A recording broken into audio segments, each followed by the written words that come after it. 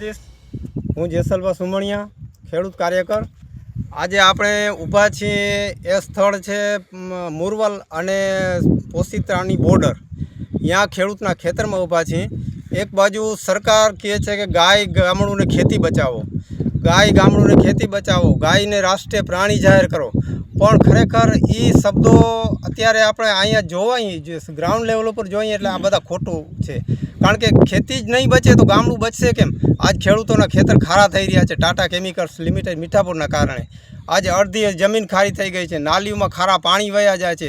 કંપનીની ઉપરની સાઈડમાં નાલી છે, એ કેનાલ 18 થી 27 બોમીનું પાણી એમાં જાય છે ને 30 બોમીએ તો મીઠું થઈ જાય એવું ઝેરી કેમિકલ પાણી અવારનવાર લીકેજ થાય છે, તૂટે છે।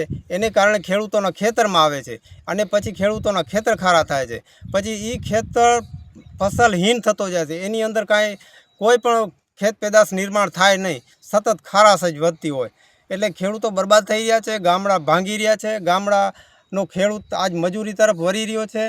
એને અહીંયા અનેક વખત ખેડૂતો રજૂઆત કરેલ છતાંય સરકાર તરફથી કંપની તરફથી કોઈ એને પ્રત્યુત્તર આપવામાં નથી આવતો, કોઈ એને ન્યાય મળતો નથી। તો આપણે ખેડૂતને જ પૂછીએ કે ખરેખર જમીન તમારી ખારી થઈ ગઈ છે, હવે તમે શું કરશો? શું નામ બાપા તમારું? કમાલ ઇસ્માલ। કમાલ ઇસ્માલ। આ તમારો ખેતર કેના કારણે ખારું થયું?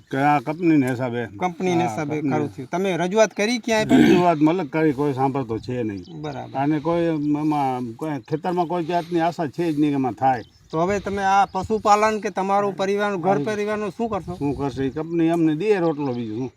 હવે આ તો તમે આ બધા ભરીને વયા ગયા, મજૂરી કરીએ એટલે બાપા કંપની તમને રોટલો દે બરોબર, એનું કારણ શું કામ તમને કંપની રોટલો દે? ખેતર ખારા થઈ ગયા એટલે બીજું કેમ ખારા થઈ ગયા? વળતર તો દઈ શકે, દેતી નથી તો પછી શું કરે?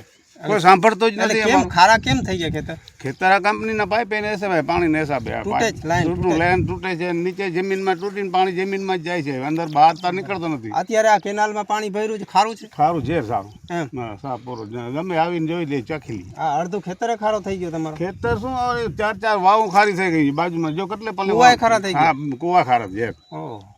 વાડી મૂકીને વહી ગયા છે, રોગા વહી ગયા છે મજૂરી કરવા। આ સ્થિતિ છે જગતના તાતની। તમે શું કહો છો? અમારે કંપની જો અમારે પૂરો કરી દે, બાલ બચ્ચાનું કરવું શું? અમારે કોઈ સાંભળતો કોઈ છે નહીં, કઈ અરજી મારી દીધી છે, અમારે શું કરવું હવે? કોઈ પ્રદૂષણ બોર્ડ વાળા જોવા આવ્યા અહીંયા? મોટા આવે નથી, યાદા મોટા બીજા આવે આપણે બીજે બેઠા સાહેબ આવે નથી। કોઈ પણ જનપ્રતિનિધિ આવ્યો મુલાકાત લેવા તમારે? કોઈ આવી જ નથી અમારા ઘર, અમે ઉડીઓ કાઢીએ। હવે આપણે માજી સરપંચ રીણાભા છે અહીંના મુરવલના, એને પૂછીએ।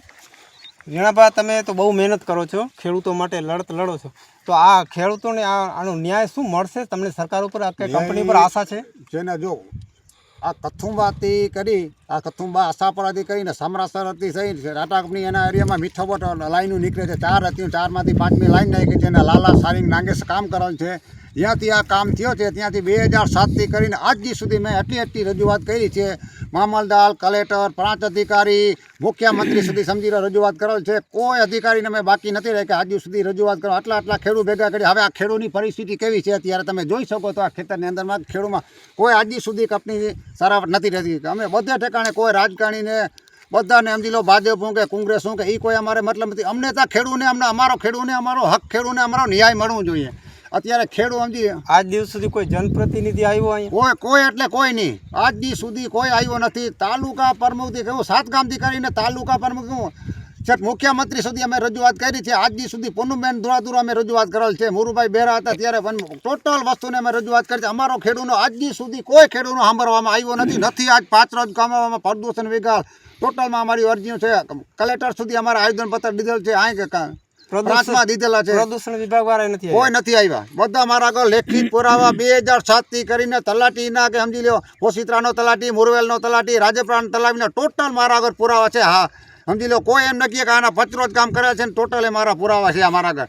અત્યારે સમજી લો કોઈ ખેડૂતના ખેતરમાં થાંભલાની લાઈનમાં નીકળે તો પોલીસ રાખે, ગમે એમ દાદારી કરીને ટાટા કંપની ગમે એમ કરીને ખેડૂતને પાસાવાની દબાવવાની કોશિશ કરે છે। શું કરશે ખેડૂતો ભવિષ્યમાં? જગતનો તાત શું કરશે આવનારા દિવસોમાં? ભારત ખેતી પ્રધાન દેશ છે, પણ પરિસ્થિતિ ગ્રાઉન્ડ લેવલ ઉપર કાંઈ ગંભીર છે। ભલે વિકાસ સારું છે, એમાં ના નહીં, વિકાસ થવો જોઈએ, પણ ખેડૂતનો વિનાશ કરીને વિકાસ એ તો યોગ્ય નથી। જે ધરતીપુત્રોનો વિનાશ કરી અને જો વિકાસ હોય ને તો એ વિકાસ ખેડૂતને યોગ્ય નથી. તો સરકાર આ ખેડૂતની વેદના સાંભળે, ગ્રાઉન્ડ લેવલ ઉપર સરકાર નિરીક્ષણ કરે અને એને યોગ્ય ન્યાય મળે એવી ભગવાન દ્વારકાધીશના ચરણોમાં પ્રાર્થના અમારી. જય દ્વારકાધીશ, વંદે માતરમ.